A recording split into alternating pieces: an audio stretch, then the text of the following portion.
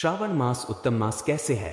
श्रावण मास व्रत कैसे करें? बेल पत्र का महत्व, तोड़ने का मंत्र, चढ़ाने का मंत्र एवं बेल पत्र कब तोड़े नियम के साथ, शिववास का अर्थ एवं विशिष्ट तिथि को महादेव का वास कहाँ होता है। सभी प्रश्नों का जवाब जानने से पहले सभी से विनती है कि कमेंट बॉक्स में हर हर महादेव जरूर लिखें।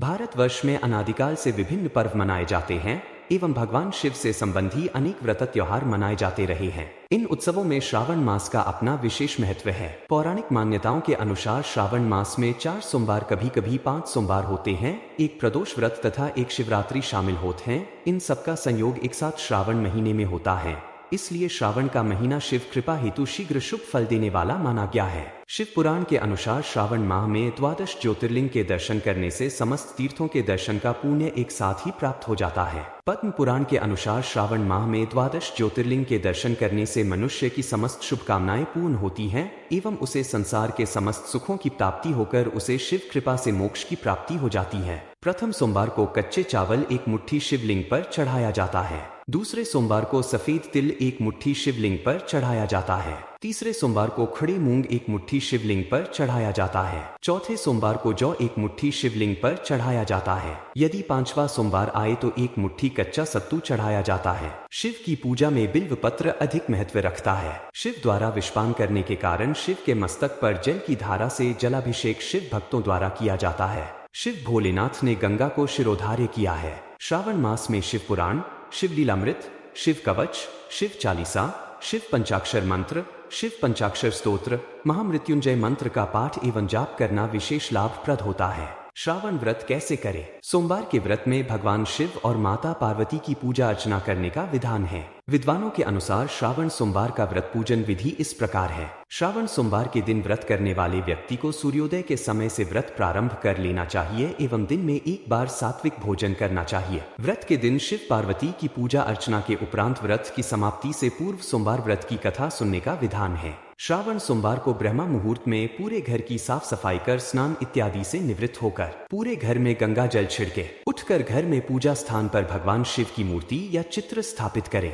पूजन की सारी तैयारी होने के बाद निम्न मंत्र से संकल्प ले। मम क्षेम स्थैर्य विद्यारोग्यैश्वर्याभिवृद्ध्यर्थं सोमव्रतं करिष्ये। इसके पश्चात निम्न मंत्र से ध्यान करें। ध्याय नित्य महेशन रजत गिरिनिभं चारु चंद्रावतंसन रत्नाकल्पोज्ज्वलांग परशुमृगवराभीतिहस्तं प्रसन्नम पद्मासीनं समन्तात् स्तुत्मर्गणव्याघ्रकरित्ति वसान विश्वाद्यम विश्ववंद्यं निखिल भेहरम पंचवक्त्रं त्रिनेत्रम। ध्यान के पश्चात नमः शिवाय मंत्र से शिवजी का तथा नमः शिवाय मंत्र से पार्वती जी का षोडशोपचार से पूजन करना चाहिए। पूजन के पश्चात श्रावण सोमवार व्रत कथा सुने, तत्पश्चात आरती कर प्रसाद बांटते। इसके पश्चात ही भोजन या फलाहार ग्रहण करना चाहिए। श्रावण सोमवार व्रत का फल सोमवार व्रत उपरोक्त विधि से करने पर भगवान शिव तथा माता पार्वती की कृपा बनी रहती है। व्यक्ति का जीवन सुख समृद्धि एवं ऐश्वर्य युक्त होकर व्यक्ति के समस्त संकटों नाश हो जाते हैं। क्या है बेल पत्र अथवा बिल्व पत्र? बिल्व पत्र एक पेड़ की पत्तियां हैं जिसके हर पत्ते लगभग 3-3 के समूह में मिलते हैं। कुछ पत्तियां 4 या 5 के समूह की भी होती हैं,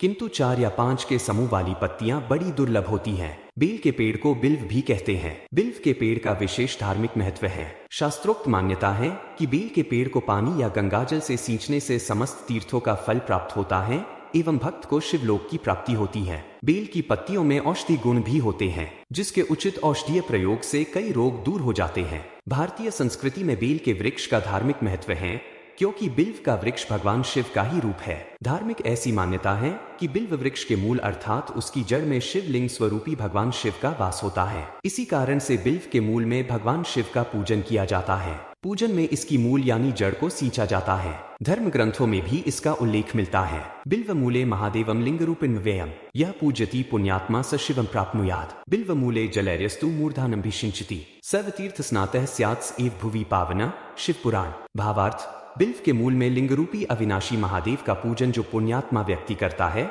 उसका कल्याण होता है। जो व्यक्ति शिव जी के ऊपर बिल्व मूल में जल चढ़ाता है उसे सब तीर्थों में स्नान का फल मिल जाता है। बिल्व पत्र तोड़ने का मंत्र: बिल्व पत्र को सोच समझ कर ही तोड़ना चाहिए। बेल के पत्ते तोड़ने से पहले निम्न मंत्र का उच्चारण करना चाहिए। अमृतोद्भव श्री वृक्ष महादेव प्रिया सदा गृह्यामि तव पत्राणि शिव पूजार्थमादरात्। भावार्थ: अमृत से उत्पन्न सौंदर्य व ऐश्वर्यपूर्ण वृक्ष महादेव को हमेशा प्रिय है। भगवान शिव की पूजा के लिए हे वृक्ष मैं तुम्हारे पत्र तोड़ता हूँ, कब न तोड़े बिल्व की पत्तियां। विशेष दिन या विशेष पर्वों के अवसर पर बिल्व के पेड़ से पत्तियां तोड़ना निषेध है। शास्त्रों के अनुसार बेल की पत्तियां इन दिनों में नहीं तोड़ना चाहिए। बेल की पत्तियां सोमवार के दिन नहीं तोड़ना चाहिए। बेल की पत्तियां चतुर्थी, अष्टमी, नवमी, चतुर्दशी और अमावस्या की तिथियों को नहीं तोड़ना चाहिए। बेल की पत्तियां संक्रांति के दिन नहीं तोड़ना चाहिए। अमारिक्तासु संक्रांत्यमष्टम्यामिन्दुवासरे बिल्वपत्र न छिन्याच्छिन्द्याच्छिन्नरकं व्रजेत। लिंग पुराण। भावार्थ। अमावस्या, संक्रांति के समय,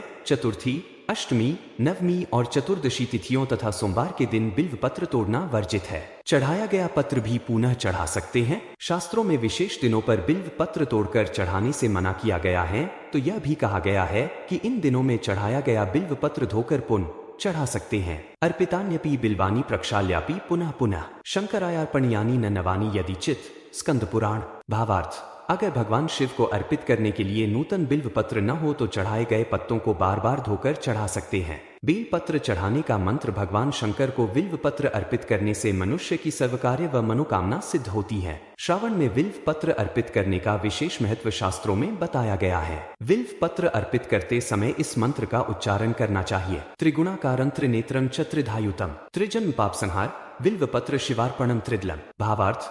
3 गुण, 3 नेत्र, त्रिशूल धारण करने वाले और 3 जन्मों के पाप को सहार करने वाले हे शिवजी, आपको त्रिदल बिल्व पत्र अर्पित करता हूँ। भगवान शिव को बिल्व पत्र चढ़ाने से लक्ष्मी की प्राप्ति होती है। शिववास विचार। तिथिं च द्विगुणीकृत्य पंचाभिष्ट समन्वितम सप्तभिस्तु ह्रीभिदिगणशेषं शिववास उच्यते। सके कैलाशवासं च द्वितीयं गौरिन्निहो तृतीय वृषभारूढ़ चतुर्थे च समास्थित पंचमे भोजने चैव क्रीडायांतुर्सात्मके शून्य श्मशान के चैव शिववासंच योजयत। प्रत्येक मास के कृष्ण पक्ष की प्रतिपदा 1, अष्टमी 8, अमावस्या तथा शुक्ल पक्ष की द्वितीया 2 व नवमी 9 के दिन भगवान शिव माता पार्वती के साथ होते हैं।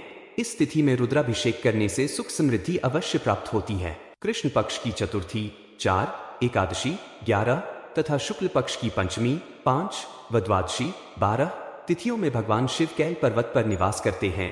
इस तिथि में रुद्राभिषेक करने से परिवारी सुख में वृद्धि होती है। कृष्ण पक्ष की पंचमी 5, द्वादशी 12 तथा शुक्ल पक्ष की षष्ठी 6 व त्रयोदशी 13 तिथियों में भगवान शिव नंदी सवार होकर संपूर्ण विश्व में भ्रमण करते हैं। इस तिथि में रुद्राभिषेक करने से अभीष्ट कार्य सिद्ध होता है। कृष्ण पक्ष की सप्तमी 7, चतुर्दशी 14 तथा शुक्ल पक्ष की प्रतिपदा 1, अष्टमी 8, पूर्णिमा 15 में भगवान श्री श्मशान में ध्यानरत रहते हैं। इस तिथि में रुद्राभिषेक करने से कार्य में सिद्ध नहीं होता व यजमान पर महाविप आने की संभावना अधिक हो जाती है। कृष्ण पक्ष की द्वितीया 2, नवमी 9 तथा शुक्ल पक्ष की तृतीया 3 व दशमी 10 में भगवान शिव देवलोक देवताओं की सभा में उनकी समस्याएं सुनते हैं। इस तिथि में रुद्राभिषेक करने से संताप अर्थात दुख में वृद्धि होती है। कृष्ण पक्ष की तृतीया 3, दशमी 10 तथा शुक्ल पक्ष की चतुर्थी 4 व एकादशी 11 में भगवान शिव क्रीडारत रहते इन तिथियों में सकाम रुद्रार्चन संतान को कष्ट दे सकता है। कृष्ण पक्ष की षष्ठी 6, त्रयोदशी 13 तथा शुक्ल पक्ष की सप्तमी 7 व चतुर्दशी 14 में रुद्रदेव भोजन करते हैं। तिथि में रुद्राभिषेक करने से पीड़ाएं उत्पन्न हो सकती हैं। नोट है, शिववास का विचार निर्धारित कार्य की पूर्ति हेतु अथवा अभिष्ट कामनाओं की पूर्ति हेतु विचार किया जाता निष्काम भाव से की जाने वाला शिव पूजा अर्चना अथवा रुद्राभिषेक हेतु शिववास विचार करने की आवश्यकता नहीं होती। द्वादश ज्योतिर्लिंग क्षेत्र एवं तीर्थ स्थान में तथा शिवरात्रि, प्रदोष, सावन के सोमवार इत्यादि विशेष शुभ अवसरों अथवा पर्वों में शिववास विचार करने की आवश्यकता नहीं होती।